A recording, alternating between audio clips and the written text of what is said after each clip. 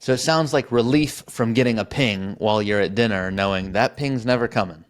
Oh my gosh. So after I quit, I got rid of the cell phone was a company cell phone. I had to Uh-huh. get rid of it because you know that text sound? Yeah. That was the pager going off. And I'd have PTSD if I ever heard that sound. So I was like, I could not have a phone for like 3 months until I finally calmed down. And then I can never have that as a sound that ever plays from my phone. What I'm doing in this new show, Retirement Reality, is having heartfelt, candid conversations with people who have already retired so you can hear from them what worked well, what didn't, and everything in between. I hope you enjoy. And if you're retired and you want to personally come share your story on a future episode, there's a link right below this in the description of this episode where you can apply to be a guest. Now go enjoy the episode. My guest today is the cool of the cool. When it comes to IT, he says he loves his job. And now that he's been retired for 4 years, he no longer, despite loving his job, he loved what he did, no longer has to deal with the ping, the little sound that he says used to give him PTSD when he would hear it because it meant he would have to leave when watching a movie with his wife to go fix an IT issue. He still describes himself as a computer geek, but in a proud way, and says, wow, I don't have to do that anymore. I can now do it on my own terms. He's actually spent time even developing apps since leaving, and says how many people worry about finding purpose and why you shouldn't. Enjoy. Welcome back to another episode of Retirement Reality. Now, my guest today, Darren, he was very transparent and shared in the questionnaire ahead of coming onto the show that he says retirement is never what you think it's going to be. And if you guys want to be a guest on this show as well in the future, you can see the questions that I ask as to why do you want to come on the show, how long have you been retired, all that good stuff, so I can try to determine if I think the story would be helpful to share. So I'm excited for this episode because sometimes I'll have a guest on who's been retired for a month or a year. Not today's guest. So Darren, welcome to the show. I ask all my guests the same question first, which is if there was one word you would use to describe your retirement so far, what would it be? Well, I thought a lot about it, and I'd probably say relief. Relief. Basically, there were two things involved that really compelled me to get into retiring. One was that there was a lot of stress at my job, and I didn't realize how much stress I was in until I actually retired or quit, and it was like, oh my gosh, just this huge weight lifted off, right? And then the other is I worked in IT, production support, and so my life was never felt like it was my own, right? I mean, it'd be like, forget your Friday night plans, you're doing an implementation, or, I get paged, at 3 a.m. to come on and fix something because something broke, right? Kind of like a fireman kind of situation. So, Wow. yeah, I gotta know the whole story. Yeah, I mean, you're at dinner and it's like you get paged and it's like, well, we gotta quit dinner. I gotta get back home and get to fixing the thing that broke, right? So it sounds like relief from getting a ping while you're at dinner, knowing that ping's never coming. Oh my gosh. So I had to, after I quit, I got rid of the cell phone was a company cell phone. I had to get rid of it because that text sound? Yeah. That was the pager going off.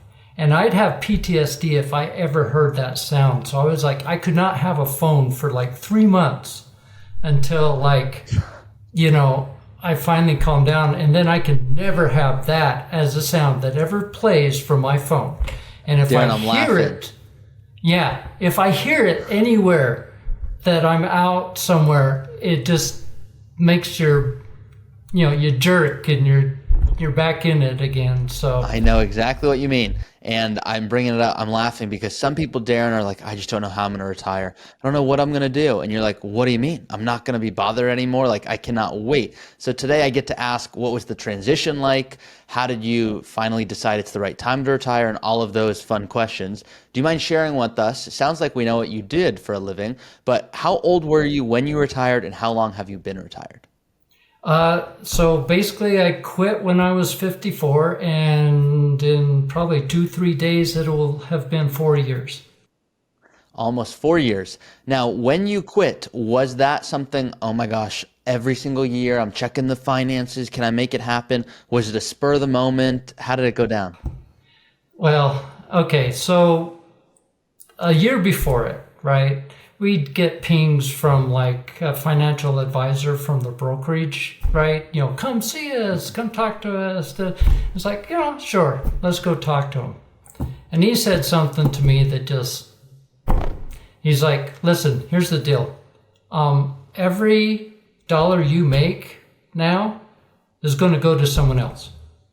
You've already got so much saved up, you're never going to spend it. So just get used to the fact that from now on, that money's going to someone else, whoever inherits it from you.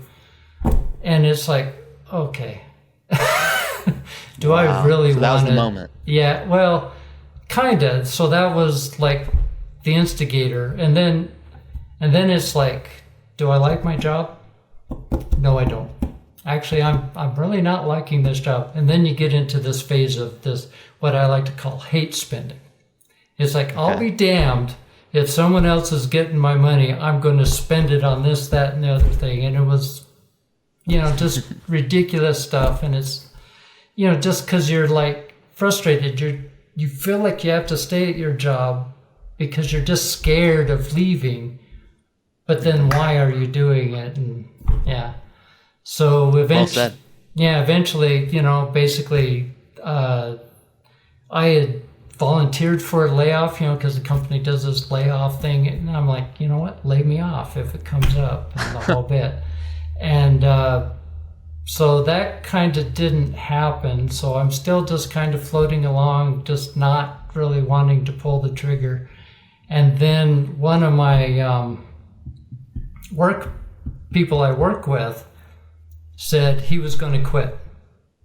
And that would have meant that my workload would have just ballooned and my life would have been even worse. And I'm like, you're not quitting before me. So I put in my resignation before he managed to get his in. And, wow. And that was it. That's a wild story. Yeah. Now, let's fast forward because you're already a cool guy, Darren. Why did you say retirement never ends up being what you thought it was going to be? Well, so I quit. And yeah, I'm actually enjoying the time off. I thought I'd get bored. I find out my days end up just getting filled with things to do that I just didn't realize. I spend a lot more time doing a lot less, but the day is done and I go on to the next day, right? I'm not planning things or anything, it just, things happen. It's like, oh, let's go out to eat. Oh, let's go do this. Let's go do... Before you know it, it's like, oh, I was thinking I was going to do this thing today, but it didn't happen, so I'll just do it tomorrow.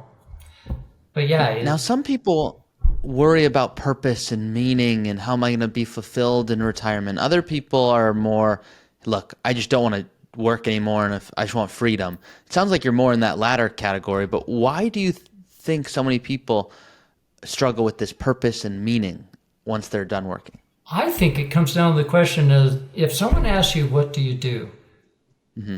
If you start going over, this is what I do at work, or this is my job title, this is my blah, that's someone who needs purpose. Me, I've never been able to tell them. When they ask me what I do, I'm like, oh, I'm a computer geek. Because at the end of the day, yeah, that's kind of what I do at work, but that's my hobby too. So I'll do things. Yeah, I'm always got some wild hair idea I want to jump on and start working on. So people love knowing what an actual day looks like. It might seem like, oh, people don't really care about that, but they do. So if you don't mind sharing, obviously every day is different, but what time are you waking up? Are you taking naps? Are you literally just doing whatever the heck you want every day? Well, okay, it's kind of funny. You got this right here. I actually wake up around 4:30, 5 o'clock, get my coffee and an egg, and then I sit and I'll watch videos as I drink my coffee, and and stuff like that. And then I'll work on some finances maybe. Then as you get older, you got to do more gym time. That's the worst of it. I end up having to go to the gym a lot more than I used to. But then it's like, well, I just come up with what would I like to do today, or grass is getting long, I better go mow it today. And I tend to do all the work in the house DIY, because I like just accomplishing things, right, with my hands. And so I might have a DIY project in the house, like change the fixtures or something like that. But I just always manage to find something to do. Or I like to play board games also, so I'll maybe decide to play a board game for 2-3 hours and then jump on to some kind of other project. But it's pretty unplanned outside of my morning starts about the same. So I hope everyone really just heard that and went, wow, so I don't have to have a schedule. You don't. You just heard Darren share it. He sees what he feels like that day. Now there's certain the things worst you still schedule do I every had day. is I had to make sure I showed up here. Yeah, that's I'm like, my fault. I finally actually have something I have to prepare for and make sure I'm there. Well, I appreciate you being here, and you were punctual, which I appreciate. Yeah. Now, Darren, there's a lot of people who watch who are in IT, and they'll share, I actually like IT. It's all the other stuff. It's the loved politics. the technical stuff. I absolutely Okay, tell me loved about it. that. And what would you tell other people in IT who want to also maybe retire one day? Or, I mean, you are a wealth of knowledge of someone who retired early. Sorry to interrupt there, but you retired early. You loved it, but you also hated it. So, Well, here's the deal. It's like, yeah, you love the technical aspect, right? I mean, I still loved it, but it's the management, the silly projects, all the other stuff. I mean, one of the things that caused me a lot of stress is, I like to call it responsibility without the authority, right? They tell you need to do this, but you're relying on other people to let you do it, and you can't get it done because they're not, so it's basically that kind of stuff. And I thought I'd miss the technical stuff, but at the end of the day, I mean, I got my own computer projects I can work on. I do programming things and stuff like that on my own anyway. Oh, and yeah. well, You keep going. I was just going to say, so here's the funny thing. So after a year of being gone, my old company contacts me, and there's this project I had been trying to get done for years. I mean, 10, 15 years. I'd been trying to make this happen. Wasn't happening at all, and so I just quit.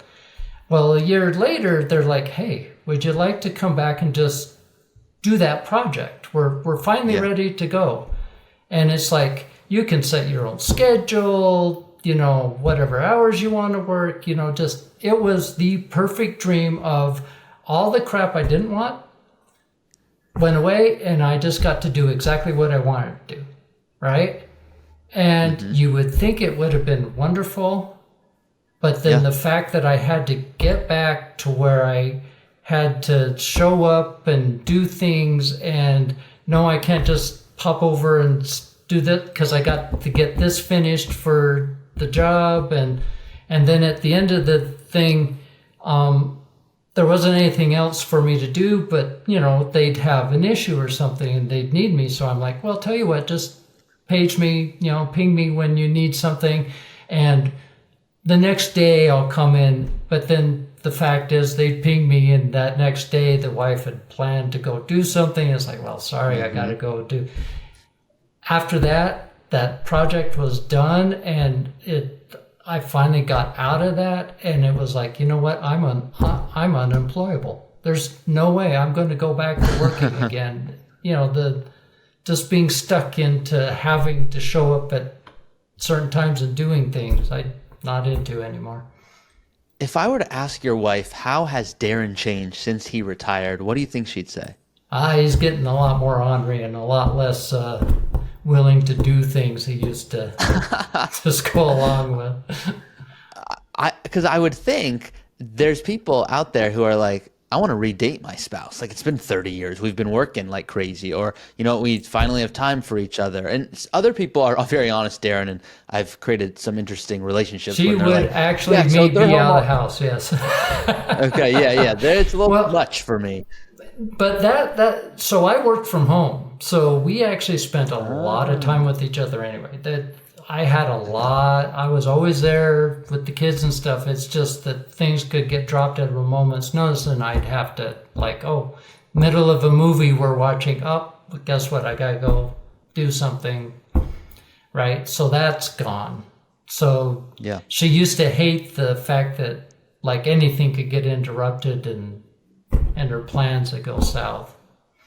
I don't blame her. I'll use your relief word again one more time because I'm a big soccer guy. I'll play soccer and I used to score goals, not often, Yeah. but when I would, people would say, why don't you really celebrate? And I'd say, well, it's really just relief that I'm keeping my scholarship. It's less of, oh, my joy. It's, hey, there's a part of that, but it's mainly, just relief. Yeah. So I want to talk about the finances a little bit to the extent you're open to sharing. Sure. Everyone loves knowing how much does it actually cost to retire every month? Not how much do you have, but how much do you really need every month? And certain people I've shared on the show, hey, I spend 12 a month. Other people spend 4,000 a month. Do you mind sharing generally what amount you spend each month?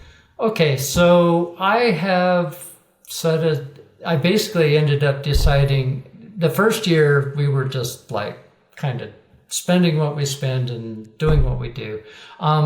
What I did have so I've got Microsoft money. So for like 15, 20 years, I know how every dollar's been spent forever. So I knew what I was going to need.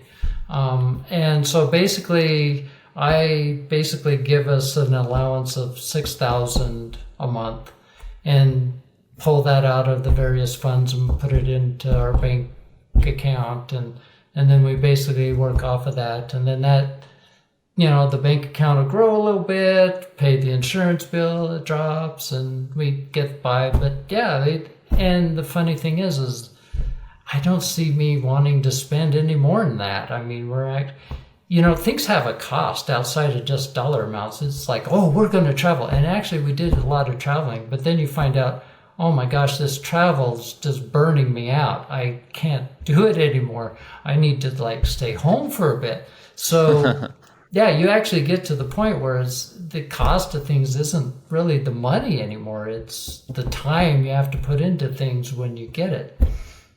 Very well explained. Now, there's two main questions that I'm asked consistently. The first one is, how much is enough? And how am I going to pay for healthcare? So I love what you're sharing right now, which is we spend $6,000 a month, $72,000 a year. And if you were to say, hey, pretend or say, hey, okay, Darren, you can spend $15 a month now, but you have to go back to work. You'd probably think I'm crazy and go, whoa, whoa, whoa. No, I'm not doing that, right? Now, healthcare is a big expense, but there's people that go, I can't retire before 65 because of healthcare. And I'll say, you're cheating yourself. You can, you just have to plan for it. Do you mind sharing of that $6,000 a month, how much is healthcare? It's about, well, what is it? So we have the ACA thing going. And actually, okay, so I lied a little bit about that 6,000 because what we do is we have the ACA and since I, quote, have no income, I should get a nice bonus. The problem is with capital gains and other things popping in, I end up paying for all that health care and it comes in at the very back end because they pay all of it and then I got to pay back to the IRS. So we pay about $16,000 for the year for my wife, me, and my youngest daughter who's not quite off of our plan yet. Thank you for sharing. And guys, healthcare can be tricky. So what Darren's sharing is if you have income, but you have dividends and interest and capital gains, if you're going to go live off of that money, there's a portion, if it comes from a 401k, that's taxed as ordinary income. When it comes from your brokerage account, for example, if Darren has significant Microsoft stock, you're paying realizing gains and living off that money, a lot of that gets taxed at 0%, which is called tax gain harvesting, but that does impact the healthcare and subsidies. But you can see it's not fun to spend $16,000 a month on healthcare, but you now no longer have to work. So you have to ask yourself, what's the most powerful trade-off? Darren, is it weird that you retired at the age you did compared to coworkers? And did you hear any coworkers go, hey, did you hear Darren's retiring so early? How did he do that? Or did that not really come up? They were surprised, impressed, and envious. Basically, all good words. Right? But yeah, I mean, they were congratulating me and the whole bit, so no issue with that. And yeah, they've been happy to have been out themselves. So yeah, I imagine. And I have seen situations where certain people will go, okay, I'm going to start to look into my finances more seriously. Like, how did you do it? So if I were to ask Darren at 22, hey, what's your retirement plan? I just want to be transparent with me. Like, did you learn about finances on your own? Did your parents teach you? Like, how did you even learn at the beginning? I will say that my parents taught me in the opposite way you would think. Basically, I got to watch my parents live paycheck by paycheck and stress over paying the mortgage payment and everything else. And they tried to hide it from me, but I just felt the stress that came from that. And I was like, there's no way I'm doing that. So I saved because of that. And it was mostly throwing into bank accounts. Now, luckily, I'm married up.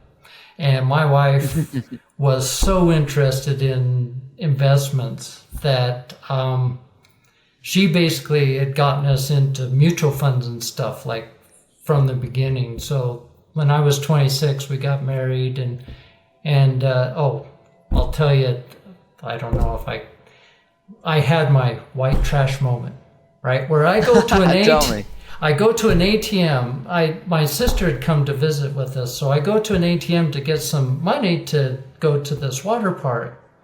And when I put the ATM card in, insufficient funds. There's no money in the bank account. I'm like, we have money in the bank account. What happened? Turns out my wife had her eye on this mutual fund forever, and it had a minimum amount you had to have. And the minute we hit that, she shoved it into that mutual fund. That's hilarious. Really, I got her to thank for how we ended up being this way. And when I was first working, I was doing contract work, which, that could drop at a moment's notice. And my wife was working also, so I always wanted to make sure we could live off of just one person's income, because at any moment, like, one of us could be unemployed, and I didn't want to panic about it because, fear is a great help in saving. So we were basically saving the other person's paycheck while we did this. Wow. And most of it's in what you like to call the superhero account, right? Because there weren't 401ks back then as prevalent. So. Right. So that superhero account, now you mentioned Microsoft. Don't need to tell me the exacts, but to what degree you're willing to share. I don't have Microsoft. Oh, no Microsoft. Okay. Yeah. Is there a concentrated position that makes up the majority or even a minority of the portfolio, 5-10%? Or is it truly amongst so many mutual funds and ETFs and things like that? It is actually spread out among various stocks and bonds. Another hobby we ended up finding out we have is we love doing the investments work and everything else, and choosing what stocks to buy and the bonds, and we stay away from the popular stuff because that's like crazy. So yeah, it's in a few stocks. It's diversified out, probably about 20 different stocks, and we probably have about 30 bonds and bond ladders and things of that nature. Lots of treasuries now, actually. Yeah. So you've got a good diversification setup. What about your child? Do you openly talk about finances with them where they know, okay, so my parents retired, I want to make sure I'm saving so I can be like them? Does that not really come up, or how do you navigate that? Oh yeah. We definitely, we try to just create an environment where they get into knowing these kind of things. Now, they don't know how much we have, but they know that we're doing quite well. Yeah. Great. Now, certain couples, it's just too weird. They're like certain children will go, "No, I can't hear it from mom and dad." Does that come up where they go, "Oh, dad, I know you're always talking about your stocks again," or do they currently have jobs where they're going, there's a 401k offered. What should I do? It's the latter. Yeah, they basically, I mean, we've always tried to promote financial, like, education kind of stuff, and this is how it works, and you can make money. We the wife had created some what are they called, dependent stock accounts for them, so that they could see that kind of stuff happening, and yeah. Love it. Yeah, they'll call those UTMAs, UGMAs. I want to, and this might seem like an odd question, but I'm just so curious. There are certain people who retire and truly feel like their personality has changed. Like, wow, I'm a nicer person, or I just am different because I have way less stress. Do you think you have changed since you've retired? I definitely have to say the stress went way down, and so yeah, I feel a lot more happy or content than I was, when I was working, right? Yeah. A lot of people say prioritize your health, but it's hard to do when you have to work all the time. What would you say your experience has been like in terms of prioritizing health during your working years? So my wife likes to call it reluctantly healthy. We know we got it. Okay. So I'd be going to the gym, a couple times a week and stuff like that. But yeah, it's gradually been increasing as I get older I have to work out more just to stay in place kind of thing. So yeah, that's where it is. I mean, I don't like doing it, but gotta. I like that phrase, reluctantly healthy. That's hilarious. Yeah. Okay, let's talk a little bit about community and things that might, if they don't pique your interest, you can tell me to shut up, and I have plenty of other questions. This could be a 12-hour interview. I find you fascinating. So there are certain people that go, yeah, so I'm working right now, and I have coworkers, and we're really close friends, and then they retire, and they never really talk. And they're like, that's weird. I thought we were close friends. But it's only because they work together. Now, other people go, I don't struggle with that at all. I have a community or other close friends. And I've had other people who shared, I don't really need acquaintances. I have my family. It's sufficient enough for me and a few people. How are you approaching the community side of retirement? So, yeah, I mean, I worked from home and stuff like that, so I kind of pretty happy just on my own, so I don't need a whole lot. But what I have found is, so one thing I do is walk the dog every morning also. I forgot to put that in after the coffee and stuff.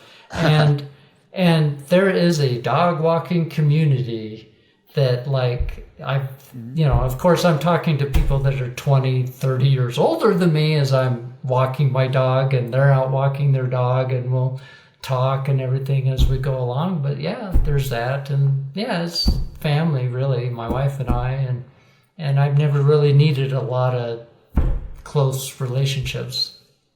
Love it. I'm curious where, in terms of living, not where you plan on living, but I recently visited a retirement community in New Jersey. Where are you located, Darren? I'm in Denver, or Denver suburbs, Denver. basically, yeah. Okay.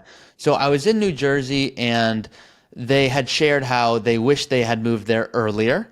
And it's a 55 plus community. And I said, why? And they said, well, we just want more people to be able to chat with and talk to other people and play board games with and things like that. And I said, okay. There were other people there who shared that they wish they didn't move so early and how they didn't want to actually leave their home until their 70s, but they felt like their spouse kind of was like, hey, I want to go do it. So it seems like you and your spouse are on the same page, and that's less of an issue. But in terms of where you want to live, I've got a story for this one.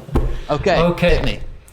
So yeah, life was chaotic. So I quit, and my wife and we had just sent the youngest off to college, right? And so my wife and I go out to lunch, and it's like, I don't like mowing the lawn. And, all this other stuff we're doing with the house. Let's let's just sell it and go find some place where I don't have the yard work and everything. So we end up going off hunting houses, put an offer on a house, and decide to put this house up for sale. This one I'm in now. Okay. Okay.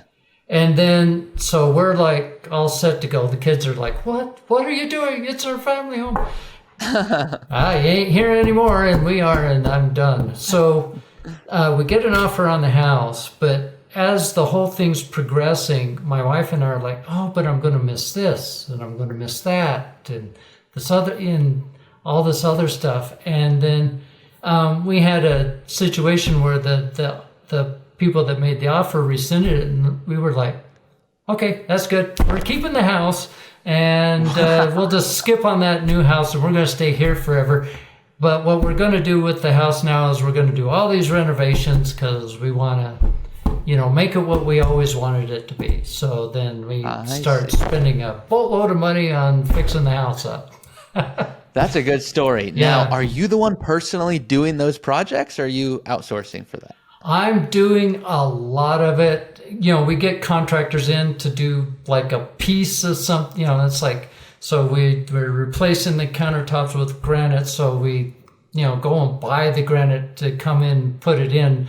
But I'm like cutting out the drywall and everything to make it in rewiring everything. And so I do what I can, a lot of it, but then, certain pieces we have contractors come and do. I'm doing all the baseboards, but we have someone else do the flooring. Yeah. What were the main things that made you go, okay, we're not going to put this back on the market again? Because you're not the first person to have told me, wow, we're going to sell our home. Okay, we're looking around. Okay, there's an offer. Yeah, we don't want to sell. Yeah. So I got a home theater in the basement that I really like.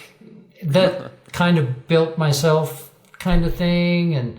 And my game room here, you see behind me. And Yep. And the wife's like, the kitchen's what she wants. Well, after we renovated it, is now what she wants, right? And then the house we put the offer on wouldn't have been as nice. And the neighborhood is really good. Actually, the funny thing is after we retired, we started meeting the neighbors more and forming more friendships with the neighbors around us. And yeah. Now, your wife worked. Did you guys retire at the same time? Did she stay at home, take care of the kids for a portion?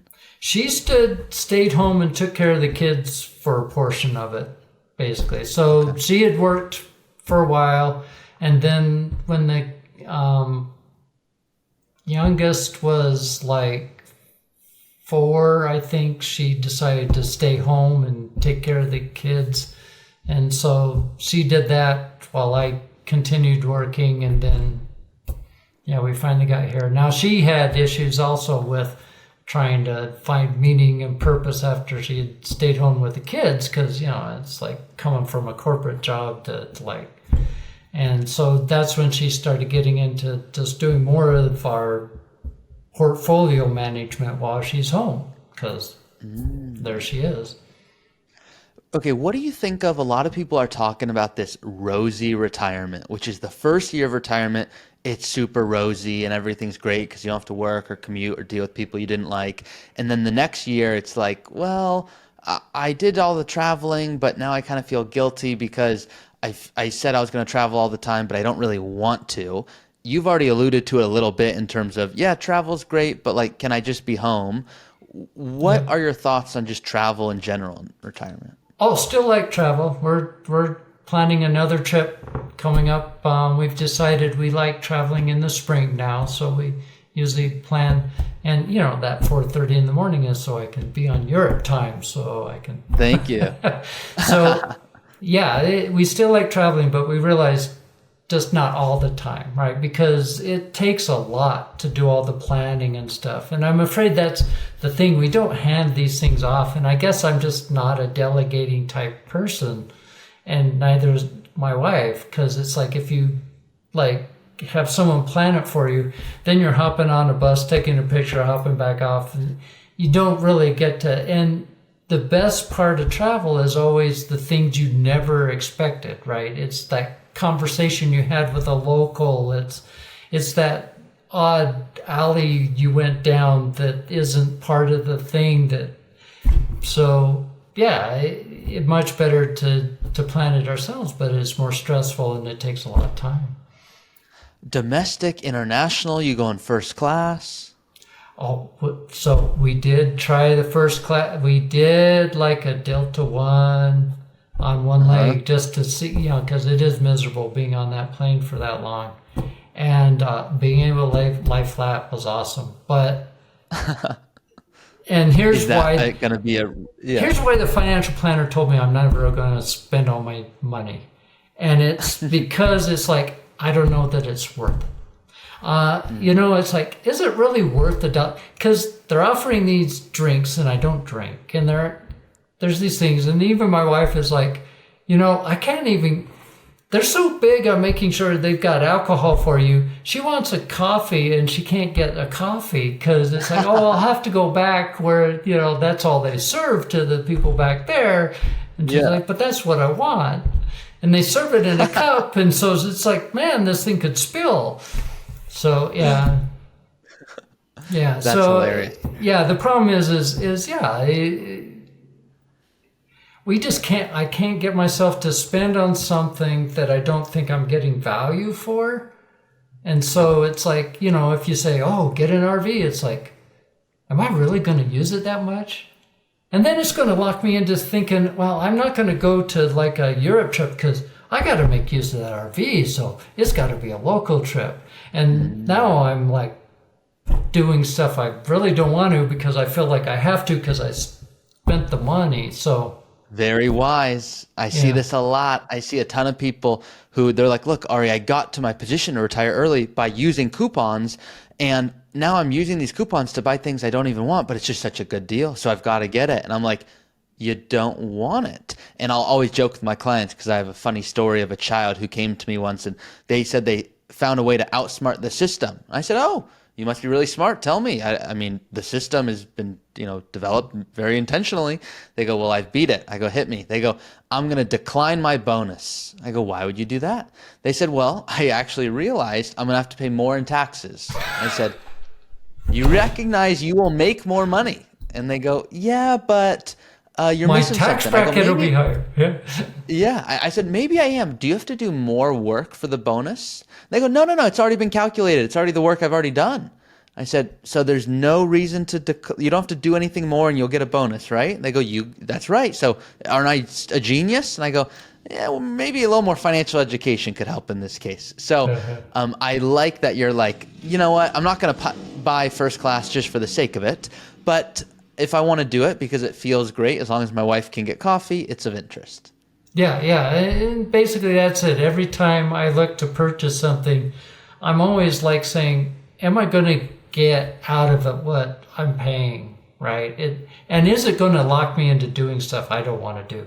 Because that is actually the funny thing about buying, it's like you buy trinkets and you're going to have to dust it, right? Everything's got a cost outside of just dollars that it's going to get you, like you hear about the timeshares and it's like, oh, now you're stuck going there for your vacation every time. Yeah. Brilliant. No, honestly, Darren, it's very wise. Okay. One of the things that you said a while ago has stuck with me and I was debating how I wanted to ask it, but I'm just going to ask it just frankly. Okay. You said you've got to mow the lawn and use a key word there. You said you've got to mow the lawn and you don't love doing it. It sounds like you could probably pay someone to do it. Is there a part of you that likes that it's something to do and it's going to be done your way? Or what's the thought process there? So we did hire someone to mow the lawn once, and he did an okay job. But I do like the physical exercise. It's like, I need the exercise. And this is something to do that'll give me the exercise. So why don't I just, if I got to go to the gym and exercise for an hour, why don't I just mow the lawn for an hour? Yeah. There we go, right? So I don't like it, but it's like I'm going to be doing some physical activity I don't like to do anyway. Might as well make it productive, and I'm doing something. Yeah. Makes sense. Now, for the fellow gamers out there, those who enjoy playing, it could be board games or just other games, What are some of your favorites? Because I'm seeing a big wall behind you. Oh, well, I've got like Spirit Island I really like. I've got a Okay. whole bunch of these solo games. So Spirit Island, there's like legendary card game, legendary encounters, I guess is what it is. Yeah. Okay. Okay. Yeah, I don't know. I tend to buy a lot of new ones all the time anyway, but yeah. I think it's fun because a lot of people are always looking for, hey, what are new things I can do once I'm retired? And both See, with and I friends don't and need on your anybody own. here to play with me because I can play them solo. So I just Yeah, break see, it that's out and play a interesting. solo game. I didn't even know that was a thing, Yeah. honestly. Solo games. So just because you'd be shocked, Darren, how many messages I get from people who say, look, I don't really need a lot of people. Okay. In fact, I like being alone. I just want to make sure I'm stimulated. And that's the key word I'm always hearing. So it sounds like those games, you review the portfolio, you have your morning videos. Is there anything else you find you do in a day that really stimulates you, whether it's reading or, dog walking or whatever it may be? Um, I do little programming things on the side. For instance, to be a Google developer is a one-time cost of $25. And then you can basically throw apps onto the Google App Store and do stuff. And so I've made little apps for my phone and stuff. And I put them out Whoa. there and then let them just kind of collapse on themselves and stuff. But yeah, I'd like created a little screensaver for my phone. And yeah, I mean, yeah, just I get wild projects. Well, you're a Ideas. cool guy, Darren. I'm so grateful that you came on to share your experience. I can feel the laid back relief nature, and I'm so glad that you do not have to go back to work. I end the show by shutting the heck up myself and letting you share with someone who wants to retire early just some more wisdom beyond what you already shared today. So imagine I'm someone that is maybe at your old employer who's 5 years or so away from retirement, and you can just tell them whatever you want. It could be financial. It could be, hey, don't worry about those pings, and tell them that you're going to negotiate time off, whatever you want. So I'll be quiet now and give you the next few, minute to 2 minutes to just share to someone who wants to retire early some wisdom. Basically, what I'd say is it's always going to be scary. No matter how prepared you are, how over the limit you've got as far as your savings, you're going to be scared. And that first year of spending is going to freak you out. Okay? You'll get over it. I like to compare it to swimming. When you learn to swim, what's the worst part of learning how to swim? Getting in. Breathing. And the worst part of breathing is exhaling because you're afraid you're not going to be able to get that next breath. So, but after a while, you learn how to swim and you can just swim forever, and it's like taking a walk in the park. But yeah, that first year is going to be miserable. You're going to be scared. It's going to freak you out, but you'll get over it and everything will be okay. And I like your one yeah, last thing. please. Rather than being confident in your number, be confident in how you'll be able to deal with situations. Okay? It is not that I've got enough money. It's that if things do go bad, I don't need that much money. I can adapt my spending to what's up. I know my minimum amount I need, which is well below what I can spend. And so I'll spend less when the market's down, and I'll spend more when the market's up. Just know So you're reasonable. adaptable. Yeah. I share that all the time. Certain people will say, I want to spend 10 a month no matter what. And I'll say, I want to be 6'7". Okay. I'm 5'5". Yeah.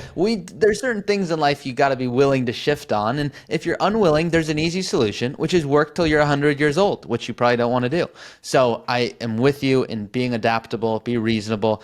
Darren, I interrupted your swimming analogy because I would argue the hardest part about swimming is getting in the pool, because the getting in, Yeah. normally you're like, oh, it's going to be cold. But I think your breathing one is better. So Yeah. Darren, appreciate you coming on the show, sharing your wisdom. This is why I love getting to do this, is these raw, unfiltered conversations. So if you guys resonated with today's episode, please give Darren some love in the comments and share what resonated most. Darren, thank you again. Sure. If you enjoyed this episode of Retirement Reality, check out how we help people retire with confidence. You can see we have an FAQ section on our website. If you just hover over the resources tab, you can go ahead and see this FAQ section here and learn everything about what it's like to work with us, including our personalized planning process, a quick overview of how everything works. Do you have enough money to become a client? Where will your money be? Everything from tax planning to fees. We are extremely transparent and want to make sure that you're working with someone that resonates with you. Hopefully you enjoyed this episode, and if you once again want to be a guest on a future show so that you can share your story, you can see that in the link of this episode. Thanks.